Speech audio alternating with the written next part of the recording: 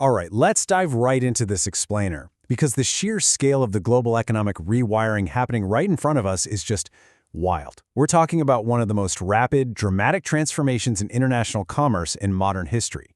Entire industries are literally being turned upside down, and the numbers driving the shift, they are absolutely staggering. So we have to ask the fundamental question here. What actually happens when the world's biggest economy completely rewrites the rules of trade? Well, we're going to explore exactly how these historic shifts in U.S. policy are sending undeniable shockwaves across the globe. They're reshaping supply chains that touch everything, from the steel inside heavy machinery to the microchips in your dishwasher. Now, to set the baseline, we've got to look at this mind-blowing statistic. In 2024, the U.S. goods trade deficit hit $1.2 trillion. Just let that sink in for a second. $1.2 trillion. That is the absolute largest trade deficit in human history. We're talking about a volume of imports that so far exceeds exports, it's unlike anything we've seen in any modern economy. It's a 40% explosion over just the preceding 5 years, and quite frankly, it's the undeniable catalyst that triggered the massive policy shifts we're tracking today. So, let's look at Section 1, the trillion-dollar deficit. Grounding our data in the official 2026 report from the United States Trade Representative, or USTR, we see a laser focus on an atrophied industrial base. The report points to the loss of 5 million manufacturing jobs and over 70,000 factories during the era of hyper-globalization, framing this as a national emergency. Basically, this is the foundational argument that the global trading system had become completely stacked against domestic production, which prompted this decisive break from the status quo. Which brings us to Part 2, the historic tariff wall. The initial policy reaction reveals an unprecedented shift. The average effective tariff rate for the U.S. in 2026 is projected to hit 6.6%. To put that into perspective, this is a level the United States hasn't seen since 1969. You know, we are essentially talking about reversing a half-century of continuous trade liberalization almost overnight. And the financial scale of this new policy? It's immense. We're looking at a projected $1.18 trillion in dynamic revenue. That's new money entering the system over the next decade. Breaking that down, Section 232 tariffs, which primarily hit items like steel and aluminum, account for over $678 billion. Meanwhile, Section 301 tariffs, covering a broader range of global imports, pull in another $474 billion. You guys, these aren't just minor border fees. This is a massive macroeconomic shift in how goods are taxed globally. The sheer volume of capital being redirected here is fundamentally altering the cost basis of international trade. Moving on to Section 3, metal and microchip shockwaves. When you actually apply these metal tariffs, the shift is staggering. Think about it like this. Prior to April 2016, if you imported a machine, a 50% tariff was assessed solely on the value of the metal content inside it. Pretty straightforward, right?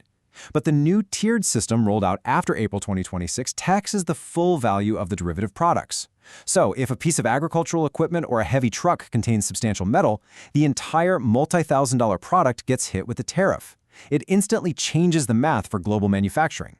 And over in the tech sector, the ripple effects are arguably even more disruptive. Look at this. A 50% Section 301 tariff on Chinese semiconductors cascades directly up the supply chain.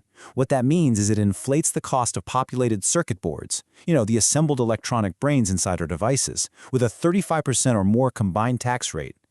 Ultimately, this isn't just a headache for high-tech data centers. This trickles down to affect the price of everyday industrial machines, the dishwasher in your kitchen, and the car in your driveway.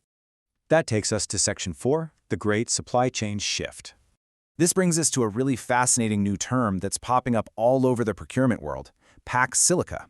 Basically, this is a strategic geopolitical initiative where government incentives are actively pushing buyers to align their sourcing with national security priorities. It's a huge effort to secure semiconductor and critical materials supply chains among ally nations. So buyers can't just look for the cheapest component anymore. They are now forced to factor geopolitics and secure sourcing into their bottom line. If we track this trend in real time, you can see the reaction happening in 3 distinct steps. First, those steep 50% duties hit Chinese origin components. Second, major automation and electronics suppliers, companies like ABB, Siemens, and Flex, realize they just can't absorb those costs, so they rapidly seek alternatives. And finally, step 3, they migrate their assembly lines entirely. We're seeing manufacturing relocate to tariff-advantaged jurisdictions like Mexico, which benefits from the USMCA trade agreement, or to Southeast Asian countries like Vietnam and Thailand. This isn't just some theoretical projection on a whiteboard. It's a massive, physical restructuring of global logistics happening right now. Which leads us to Section 5, the global ripple effect. The initial macroeconomic data coming out of 2025 is undeniable. The U.S. goods deficit with China dropped by 32% year over year. And this is an incredibly historic milestone. For the first time since the year 2000, China is no longer the trading partner with which the U.S. has its largest trade deficit. At the exact same time, U.S. steel production surged, passing Japan to become number 3 globally, and U.S. goods and services exports hit an absolute record of $3.4 trillion. But impartially speaking, this trade rewiring is expanding far beyond just China. It's turning into a truly global net. In July 2026, sweeping Section 301 tariffs were placed on 60 different economies relating to forced labor investigations. We are also tracking a 25% tariff applied to most imports from Brazil, a heavy 50% tariff on Canadian imports under Section 338, and a proposal for a 25% tariff on countries doing business with Iran. This represents a multinational restructuring of trade rules that's affecting dozens of economies across the Americas, Europe, and Asia, regardless of their political alliances. So as we wrap up this explainer, you really have to wonder about the long-term endgame here. Will this historic trillion-dollar rewiring of global trade permanently restore domestic production and secure the industrial base like it was intended to? Or is it simply going to shift the world's factories to new borders, moving supply chains from China into places like Vietnam and Mexico without necessarily bringing those jobs home?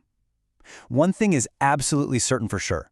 The foundations of global commerce are shifting faster right now than they have in a generation. Thanks for diving into this with me today, and keep questioning the data.